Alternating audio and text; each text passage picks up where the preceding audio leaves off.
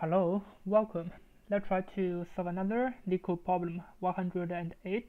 Convert sorted array to binary search tree. And we should know that if this array is sorted in increase order and all the elements are unique, the nums is sorted in strictly increasing order, so this means all the elements are unique. We can always turn that array into a balanced binary search tree. So this is why we need to convert it to a height balanced binary search tree, because we can always do that. So the definition of the balanced binary search tree is that if we have such kind of array, so for example, this is the array, it is sorted in increase order, we can always split it into two parts. So this is going to be the first part, this is going to be the second part. Yeah. So this, in the midpoint, we can always find a root node. So at this side, it's going to be the left subtree. At that side, it's going to be the right subtree.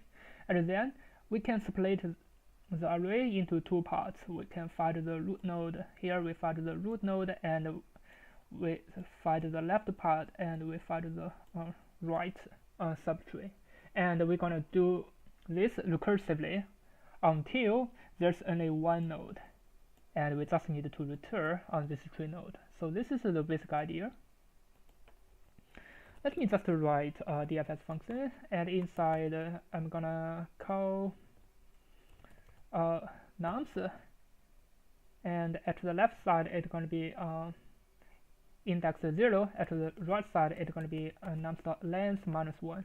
So we're going to call this function, and it's going to be a private function, and we're going to return a tree node, and it is called DFS, and it's going to be an integer array of nums and the left and the right pointer.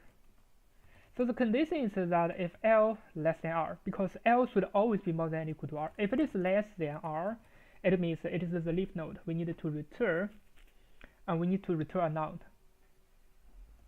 So otherwise, we can calculate the mid pointer. We can calculate the mid index. So m gonna equal to L plus R minus L divided by 2.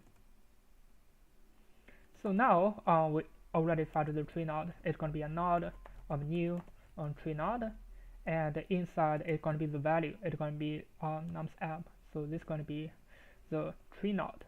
So node dot left going to equal to the DFS function, and it's going to be nums L to m minus 1, because this is going to be the left part. And similarly, right part is going to be m plus 1 to r. This is going to be the right part.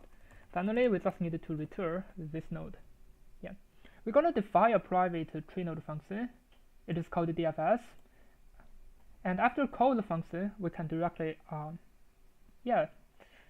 return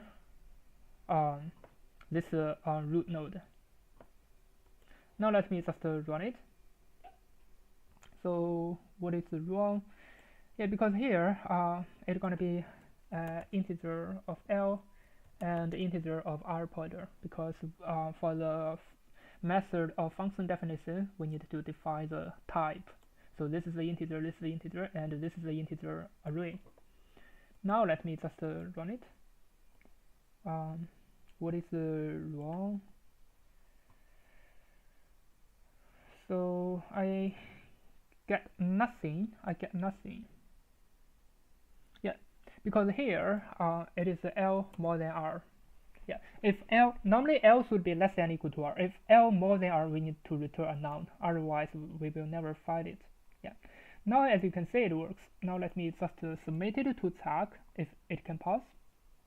As you can see, it passed for all testing cases, and it's pretty fast, and the time complexity is O(n). N is the length of the array, which is 10 to the power of 4.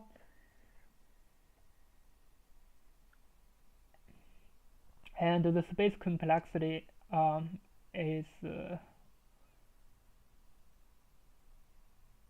I think the time complexity is O(n). N is the length of the array, and the space complexity is going to be O(n) as well, because basically we need to split. Yeah, let me think about it. We just pass the nums, and we just use